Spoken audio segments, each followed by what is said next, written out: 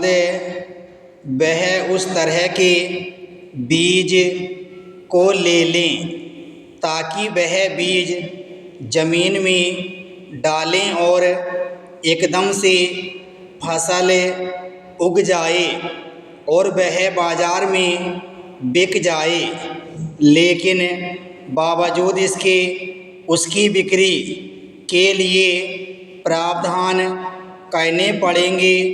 आपको बाज़ार में ले जाने के लिए कुछ ऐसे साधन जुटाने पड़ेंगे जहां किसान अपने माल को लेकर जाए और उसको आगे ऐसे केंद्र मिलें जहां उसको खरीद लिया जाए।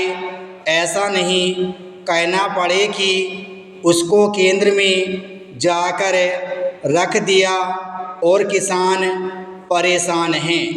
मैंने खुद भी अपने गोदाम में आलू डाल दिया, लेकिन इतनी कीमत उसकी नहीं मिल रही है कि हमें उसका किराया दे सकें और आलू को निकाल कर अपने आप प्रयोग कर लें या बाज़ार में बेच दें। ऐसा कोई केंद्र होना चाहिए ताकि उसकी खपत उसमें हो जाए।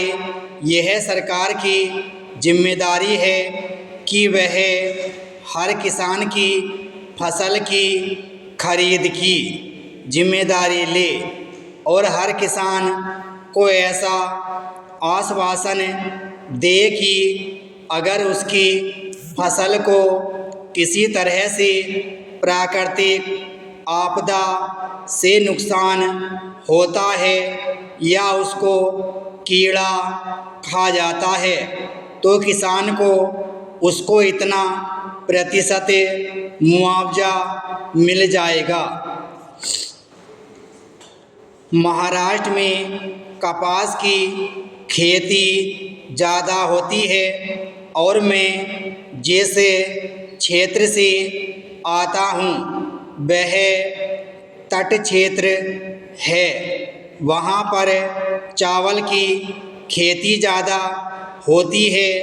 मेरे कोंकण क्षेत्र में किसान बागवानी की ओर बढ़ने लगे हैं।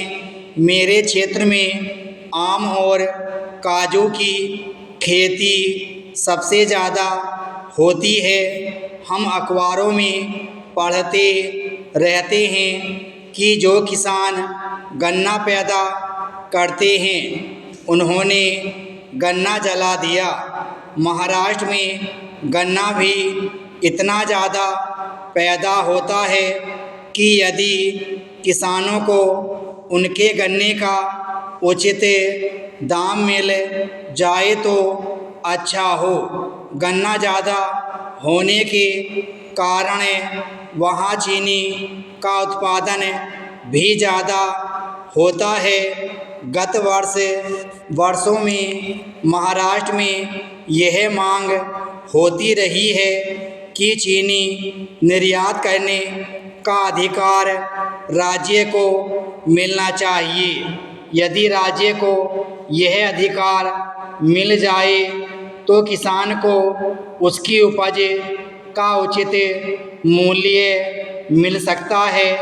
इसके साथ ही कपास का उत्पादन अधिक होने के कारण इसके निर्यात की बात आती है।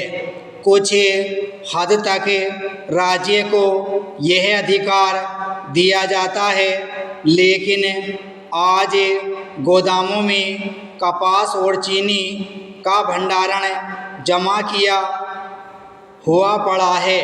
यदि इसके लिए भी निर्यात का अधिकार राज्यों को दे दिया जाए तो किसानों को बहुत फ़ायदा मिल सकता है। केंद्र सरकार को इस बारे में गंभीरता से सोचने की आवश्यकता है, जिससे